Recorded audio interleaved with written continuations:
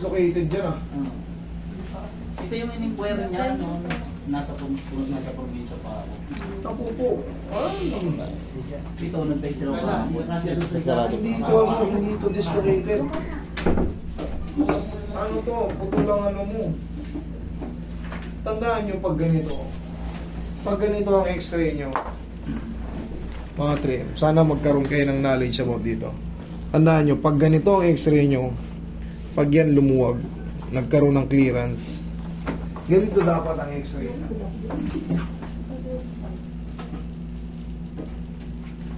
Ang x-ray ng shoulder ganito. Ganito. Yung normal ha. Okay lang no. Excuse. Kailangan yan halos magkadikit sila. Okay sir, tingnan mo. Ang laki ng puwang. Ibig sabihin yan. Excuse me. Ang ibig sabihin nito, either na disgrasya to or kumbaga may tumamang ano, either na disgrasya ka or may tumamang malakas na puwersa para maputol yung litid mo rito. Ngayon, anong nangyari sa'yo? Binangga ka ng bus. Habang buhay mo itong pagdudusa ka na ito, natutulak. Yun yung sinabi ng doktor sa akin. Uupirahin to, ikakabit yung mga ano mo.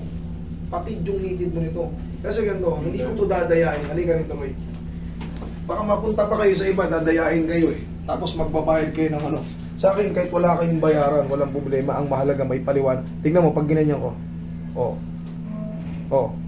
Wala na yung ano, wala na yung dislocation. Pero pag binitawan ko, okay? Nagka-cuts na naman.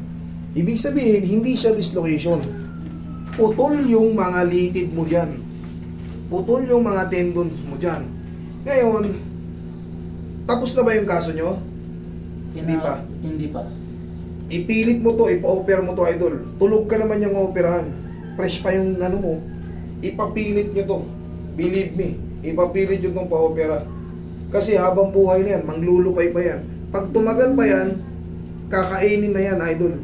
Mawawala yung mga laman dyan. Tapos habang buhay na yan, lupay-pay. Katulad yan, tingnan mo, iangat mo. Hindi pa nagdadalo. Hindi, ah. Hindi. O, di ba? Kasi putol.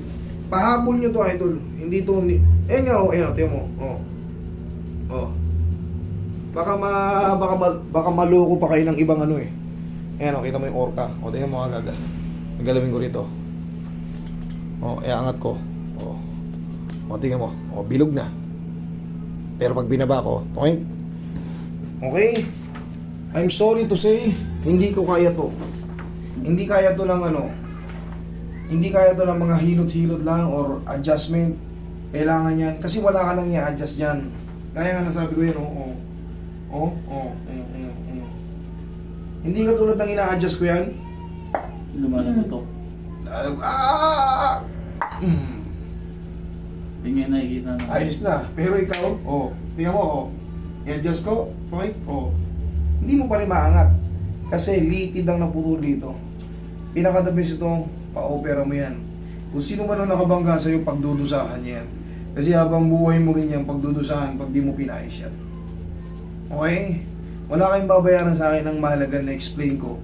Pupunta kayo sa tamang paayusan para sa inyo. Babalik kayo ron sa orto, babayaran niya ng kumpanya ng bus na nakabangga sa'yo.